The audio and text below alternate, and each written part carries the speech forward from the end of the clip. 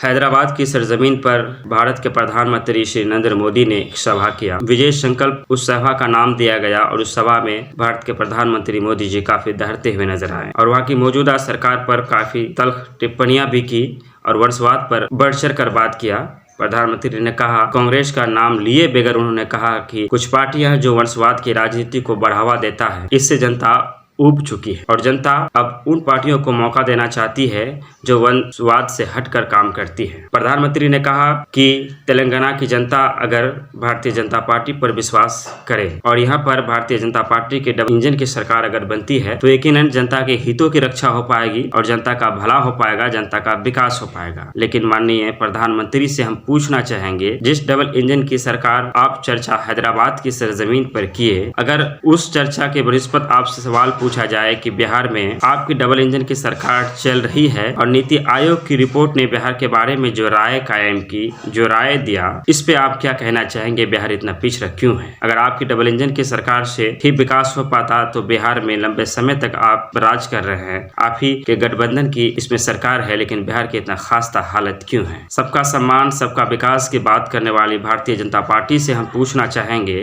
कि जब लोकतंत्र में आजादी होती है कि लोग अपनी बातों को रखने के लिए संवैधानिक तरीकों का इस्तेमाल कर सकता है, अपनी बातों को रख सकता है, सरकार के घोटालों को उजागर कर सकता है और अगर कोई फैसले सरकार गलत लेती है तो इसके खिलाफ बोलने का भी जनता हक रखती है और ये अधिकार हमें भारत का संविधान देता है। लेकिन जिस तरह से उत्तर प्रदेश में एक समुदाय को टारगेट बनाकर उनके घरों में बुलडोजर चलाया गया, तो क्या कानून से बढ़कर बुलडोजर हो चुका है? क्या ये अदालत ये तय नहीं करती अगर कोई गलत करता है तो ये अदालत का काम होता है कि उस पर आप FIR करें, उस पर कानूनी कार्रवाई किया जाए, लेकिन आप किसी घरों में बुलडोजर चला देते हैं। जरा पूछिए उस किसी के उस दर्द को कि एक आशियाना बनाने के लिए लोगों को कितनी मेहनत करनी पड़ती है, लेकिन आपके बुलडोजर उसमें उस आशियाना को नेस्त नाबूद कर देता है। क्या आंदोलनें पहली बार देश में हो रही थी? आपकी सरकार पत्रकार जुबेर जो अल्ट न्यूज के थे, उसे सिर्फ इसलिए गिरफ्तार कर लिया जाता है कि वो सच्चाई को दुनिया के सामने में रखने का काम किया और उसको ऐसे मामले में गिरफ्तार किया जाता है जो कि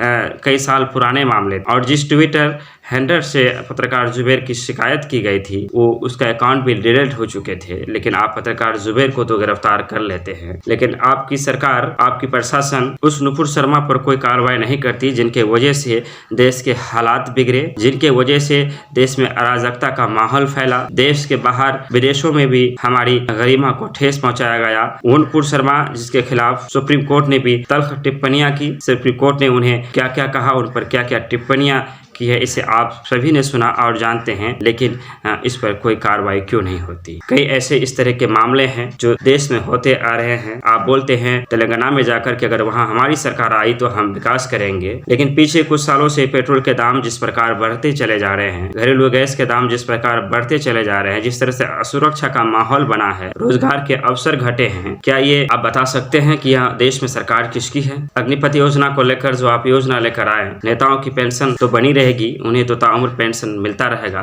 लेकिन अग्निपथ में से उन युवाओं को जो अपनी जान को जोखिम में डालकर देश सेवा की भाव से फौज में भर्ती होते हैं, उनके लिए पेंशन योजना आपने बंद कर दिया और 4 साल की नौकरी का प्रावधान किया। क्या आप बता सकते हैं कि ये फैसला सही था? आप किसानों का बिल लेकर आते हैं और किसानों से राय नहीं लेते हैं और उस आंदोलन के वजह से कितने किसानों ने अपनी जान की कुर्बानी दे दी, कितने किसानों ने शहादत दे दिया। आखिरकार आपने खेद जताते हुए उस बिल को वापस लिया, लेकिन हम सरकार से पूछना चाहेंगे उन किसानों का क्या होगा? किसकी गलती की वजह से उनकी जाने गई, उस पर कार्रवाई कब होगी? पिछले दिनों आपने देखा होगा किस तरह से किसानों के ऊपर गाड़ियों से रौंद दिया गया था, उन्हें एक तरह से अटेम्प्ट टू मर्डर भी कह सकते हैं किया गया था। इसी तरह से भारतीय जनता पार्टी के शासन की अगर बात करें तो सिर्फ नफरत फैलाने के अलावा मैं नहीं समझता हूं कि भारतीय जनता पार्टी ने इससे आगे कुछ किया होगा। लेकिन आज तेलंगाना में जाकर के भारत के प्रधानमंत्री ने बड़ी बड़ी बात जो किया, कई सवाल सामने आते हैं कि देश में आज कई सालों से आपकी सरकार है, कई राज्यों में आपकी सरकार है, उनमें से बिहार एक है। मैं बिहार का जिक्र बार बार इसलिए कर रहा हूं क्योंकि मैं भी बिहार से हूं। नीति आयोग की रिपोर्ट है शिक्षा के क्षेत्र में, विकास के क्षेत्र में बिहार को सबसे पीछे बताया। यहाँ तक कि ये बात सबसे ज्यादा दूसरे राज्यों में बिहार के लोग ही जाते हैं रोजी रोटी की तलाश में। 2 दिन पहले की घटना है कि कटिहार